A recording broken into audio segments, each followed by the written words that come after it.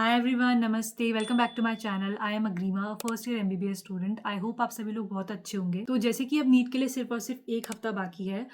अभी मैं आपके साथ कोई बहुत स्ट्रैटेजी या रिवीजन प्लान तो बिल्कुल भी शेयर नहीं करूंगी, क्योंकि ये लास्ट का जो वीक होता है वो सबसे ज़्यादा एंग्जाइटी भरा, सबसे ज़्यादा पैनिक मोड वाला और सबसे ज़्यादा सेल्फ डाउट वाला वीक है। क्योंकि मैंने भी 3 ड्रॉप्स लिए हुए हैं, तो मुझे पता है कि ऐसा वीक शायद ही आगे आपकी लाइफ में कभी आएगा जिसमें आपको इतना स्ट्रेस होगा, एज इन मतलब एग्जाम रिलेटेड स्ट्रेस। मैं आपके साथ कुछ ऐसी चीज़ें शेयर करना चाहती हूँ कि मैंने लास्ट वीक में क्या किया था या क्या गलतियाँ करी थी या आपको क्या करना चाहिए। और साथ ही साथ सबसे इंपॉर्टेंटली मैं आपके साथ ये भी शेयर करूंगी कि आपको एग्जाम सेंटर में क्या करना है और क्या नहीं करना है। देखिए, सब जितने भी नीट एस्पिरेंट्स हैं, चाहे किसी ने बहुत ज़्यादा प्रिपरेशन करी हो या किसी ने बहुत कम प्रिपरेशन करी हो, हर कोई अभी डरा हुआ होता है। मैं उन लोगों से भी बात करती थी जिनके 700 मार्क्स आ रहे हैं, उन लोगों से भी बात करती थी जिन्होंने अभी लास्ट कुछ मंथ में अपनी प्रिपरेशन शुरू करी है। तो डर सबको लगता है, पर मैंने एक चीज़ सीखी है कि हम अपने एक्सटर्नल फैक्टर्स को तो बिल्कुल भी कंट्रोल नहीं कर सकते हैं। आप बिल्कुल भी पता नहीं लगा सकते हैं कि आपका एग्जाम सेंटर कैसा होगा, अंदर से बैठने की क्या सुविधा होगी, क्या वॉशरूम्स होंगे, क्या पानी होगा, क्या टीचर्स किस तरीके से होंगे, इन्विजिलेटर्स कितना टाइम खाएंगे, आपको कुछ नहीं पता है। कोई भी प्रेडिक्ट नहीं कर सकता। आप सिर्फ और सिर्फ एक चीज़ को कंट्रोल कर सकते हैं, वो है अपने इंटरनल, अपने इमोशंस। ये 1 वीक में आप जितना काम, जितना चिल रह सकते हैं उतना रहिए, क्योंकि अब आपके पास बस एक हफ्ता है। तो इसमें आप ज़्यादा से ज़्यादा एक फाइनल रिवीजन कर सकते हैं। और उस फाइनल रिवीजन के लिए मैं आपको सिर्फ और सिर्फ सजेस्ट करूंगी कि अब आप बहुत ज़्यादा मॉक टेस्ट मत दीजिएगा। ज़्यादा से ज़्यादा 2 मॉक टेस्ट दे दीजिए, 3 मॉक टेस्ट दे दीजिए। और नीट से 1-2 दिन पहले मैंने तो कोई मॉक टेस्ट नहीं दिया था। मैं सिर्फ और सिर्फ फॉर्मूला रिवाइज करती थी, एनसीईआरटी पढ़ती थी और अपनी मिस्टेक नोटबुक पढ़ा करती थी। हाँ, इस 1 वीक में आप अपनी पूरी बायोलॉजी की एनसीईआरटी को पूरा का पूरा पढ़ सकते हैं। फिजिक्स के फॉर्मूला शीट रिवाइज कर सकते हैं, फिजिकल केमिस्ट्री की फॉर्मूला शीट रिवाइज कर सकते हैं। और सबसे इंपॉर्टेंटली जो आपने मिस्टेक्स करी हुई हैं उनको एनालाइज कर सकते हैं। इससे ज़्यादा आपको करने की ज़रूरत नहीं है। अगर आपसे ये भी नहीं हो रहा है तो बस आप चिल रहने की कोशिश करो लास्ट वीक में। मैं तो यही कहूँगी आपको, अपनी नींद अच्छे से पूरी करो, अच्छा खाना खाओ, अच्छे गाने सुनो, अच्छी मोटिवेशनल चीज़ें देखो। मैं ये नहीं कह रही हूँ कि कोई ऐसे स्ट्रैटेजी वीडियो लास्ट में आपको देखनी चाहिए, नहीं। कोई भी स्ट्रैटेजी वीडियो अब मत देखिए आप। जितना हो सकता है उतना बनी हुई चीज़ें, जो आपने ऑलरेडी बनाई हुई चीज़ें हैं, उनको आप रिवाइज कर लो। उसके अलावा एक्स्ट्रा एनसीईआरटी के बाहर की एक भी चीज़ करने की ज़रूरत नहीं है। मन है तो आप पीवाईक्यूज उठा करके कर लीजिए। कोई भी प्रीवियस ईयर पेपर उठा लो और उसे सॉल्व कर लो। एक चीज़ मैं आपको बताती हूँ कि हमें नहीं पता है कि कैसा पेपर आएगा। अगर बहुत डिफिकल्ट पेपर आएगा तो वो सबके लिए डिफिकल्ट आएगा, तो उस हिसाब से कट ऑफ जाएगी। ये मिसकंसेप्शन है कि मार्क्स के बेसिस पर कॉलेज मिलता है। मार्क्स के बेसिस पर नहीं, रैंक के बेसिस पर कॉलेज मिलता है। आपके 650 मार्क्स आए थे नीट 2024 में और मान लीजिए आपकी रैंक थी 40,000, तो नीट 2025 में शायद जिसके 510 मार्क्स या 515 मार्क्स होंगे उसकी 40,000 रैंक आई थी। तो ये जो डिफरेंस है वो क्रिएट कराता है पेपर की, वो कितना डिफिकल्ट है या कितना इजी पेपर है, उसके बेसिस पे ही आपका रैंक डिसाइड होती है। तो इतना मार्क्स के पीछे मत भागिए। ये देखिए कि आपके बेसिक कॉन्सेप्ट्स क्या स्ट्रांग है नहीं है। अगर आपको बेसिक चीज़ें आती हैं तो आप इजीली क्वेश्चंस को सॉल्व कर सकते हैं। खुद के बारे में अच्छा अच्छा सोचो, अच्छा अच्छा बोलो और सब अच्छा होगा, सब अच्छा होगा। तो अब हम बात कर लेते हैं कि आपको नीट वाले दिन कौन कौन सी चीज़ें लेकर के जानी है और कौन कौन सी चीज़ें लेकर के नहीं जानी है। तो अभी जैसे कि एक वीक बचा हुआ है, तो अगर आपका एग्जाम सेंटर आपके घर के पास में है तो आप अपने पेरेंट्स को या किसी जिस भी इंसान के साथ आप सेंटर में जाने वाले हैं उनको एक बार वहाँ भेज दीजिए, ताकि वो लोकेशन देखाएं कि वो बहुत इंटीरियर में तो नहीं है, या वह बहुत ट्रैफिक तो नहीं लगता है, या मतलब क्या सिचुएशन है, आपको किस रूट से जाना है। क्योंकि कई बार क्या होता है, आपको पता ही नहीं होता है कि आपका सेंटर कहाँ है। बच्चे गलत सेंटर्स में भी चले जाते हैं और साथ साथ इतना ट्रैफिक भी होता है। वो डे पर भी डिपेंड करता है, संडे के दिन होता है ट्रैफिक। आप पहले से प्रिपेयर होकर के जाइए कि आपका सेंटर कितना भी पुराना और कितना भी खराब कंडीशन में भी हो सकता है और बहुत अच्छा सेंटर भी हो सकता है, डिपेंडिंग ऑन कि कहाँ आपका सेंटर पड़ा हुआ है। एक बार मेरे सेंटर में मेरी ऐसी सीट मिल गई थी जहाँ टेबल हिलती है, एक ऐसा सेंटर मिल गया था जहाँ बहुत ज़्यादा ठंड होती है, एक ऐसा सेंटर मिल गया था जहाँ इन्विजिलेटर बहुत अच्छे नहीं थे। तो अलग अलग सिचुएशंस हो सकती हैं। बी प्रिपेयर्ड, मेंटली प्रिपेयर्ड होकर के जाइए कि ये चीज़ें आपके हाथ में नहीं है। बस आपको अपना पेपर करते रहना है। पेपर सॉल्व करते टाइम ना बाहर किसी इन्विजिलेटर की, किसी की सुनने की ज़रूरत नहीं है। हाँ, कोई इंपॉर्टेंट इंस्ट्रक्शन है तो सुनिए। अगर इन्विजिलेटर कोई फालतू की बातें कर रहे हैं तो उस पर आपको ध्यान देने की ज़्यादा ज़रूरत नहीं है। तो हम बात कर लेते हैं कि आपको क्या क्या चीज़ें कैरी करनी है। सबसे पहले और सबसे इंपॉर्टेंट है, आपको अपना एडमिट कार्ड लेना है। उसकी 2 या 3 फ़ोटोकॉपी करानी है।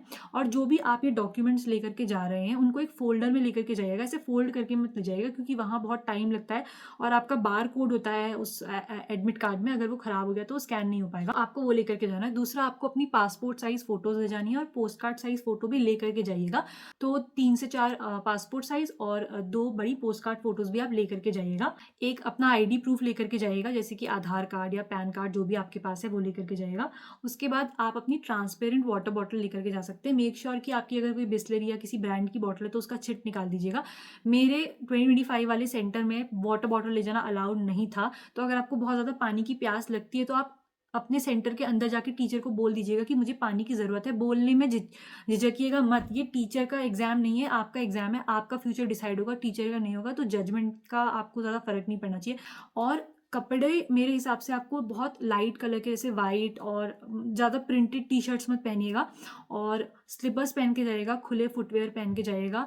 और हाथ में कोई ब्रेसलेट या जो भी फीमेल्स हैं वो कोई अगर नाक में या कान में कोई भी ज्वेलरी वगैरह पहनती है तो उसे घर पे रख कर के जाइएगा, एग्ज़ाम सेंटर में बाहर निकाल के जाइएगा। सेंटर के अंदर लेकर के मत जाना क्योंकि वो सबमिट कर लेंगे, छोटी-मोटी चीज़ें भी वो सबमिट कर लेते हैं। इवन हमारा तो रबर बैंड भी निकाल लिया था, उन्होंने अपनी तरफ से एक ब्लैक कलर का रबर बैंड दिया था, तो आप भी एक सिंपल सा ब्लैक या व्हाइट कलर का रबर बैंड लगा के जाइएगा।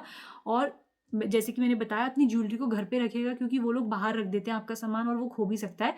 और गर्ल्स के लिए स्पेसिफिकली मैं एक बात बोलूँगी कि अगर आपके पीरियड्स चल रहे हैं तो आप सेंटर में घुसने से पहले ही एक बार अपना पैड चेंज करके आ जाइएगा ताकि आपको सेंटर में दिक्कत ना हो, या आप उनसे परमिशन ले लीजिएगा कि मैं वॉशरूम चले जाऊँ या मैं चेंज कर लूँ।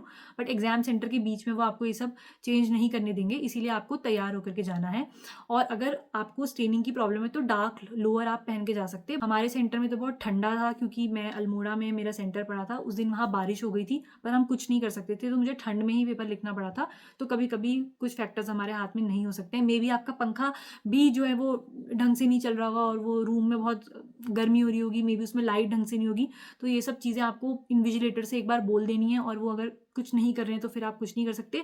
बस फिर आप अच्छे से बस 3 घंटे मैनेज कर लीजिएगा, कैसे भी करके अपना पेपर कंप्लीट कर लीजिएगा। और इसी के साथ-साथ अगर आपने कोई भी ऐसे गैजेट्स वगैरह पहने हुए हैं, उनको तो आप बिल्कुल भी लेकर के मत जाइएगा। वो खाली में आपको बाहर खड़ा कर देंगे लाइन से जब आपकी चेकिंग हो रही होगी और आपका टाइम वेस्ट होगा।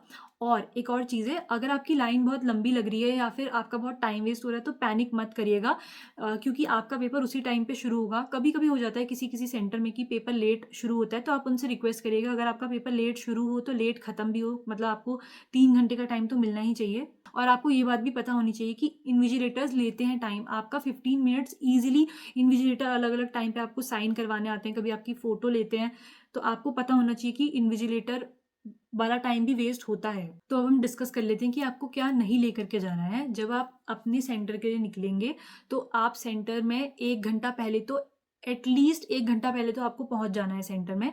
और आपको आस-पास बच्चों से पूछ भी लेना है कि यही सेंटर है। थोड़ी बहुत बातचीत कर लीजिएगा, ज़्यादा पढ़ाई के रिलेटेड बात मत करना, नॉर्मल बातचीत हँस खेल करके आस-पास के लोगों से आप कर सकते हैं।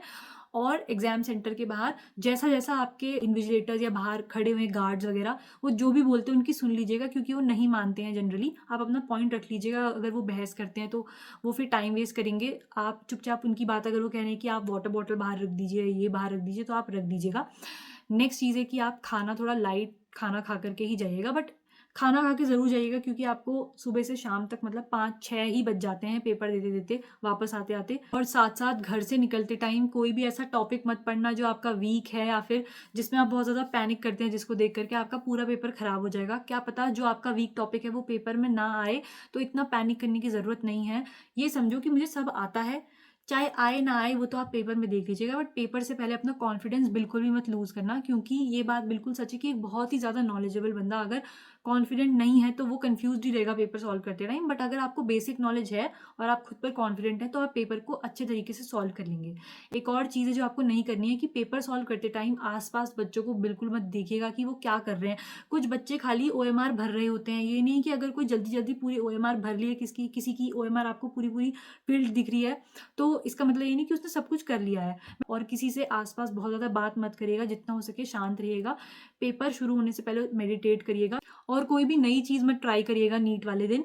जैसे कि कोई बहुत अनकंफर्टेबल सी टी-शर्ट या कोई ऐसा स्लीपर्स या कुछ भी मत पहनिएगा। एक्सपेरिमेंटेशन मतलब ज़्यादा मत करिएगा और ऐसा भी कुछ खाना मत खाइएगा जो आपने आज से पहले कभी खाया ना हो। तो अगर आपने ये सब चीज़ें कर ली हैं तो you are good to go, आप आराम से पेपर देने जाइएगा।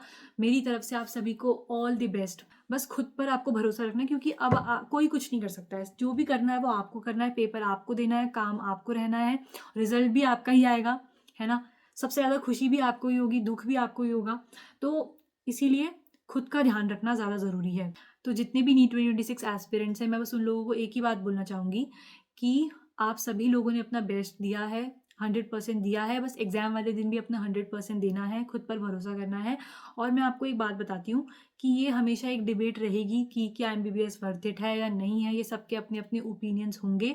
एमबीबीएस अच्छा है, बहुत अच्छा कोर्स है, बट ये सब कुछ नहीं है। मतलब इससे ज़्यादा अच्छी चीज़ें भी लाइफ में हैं करने के लिए।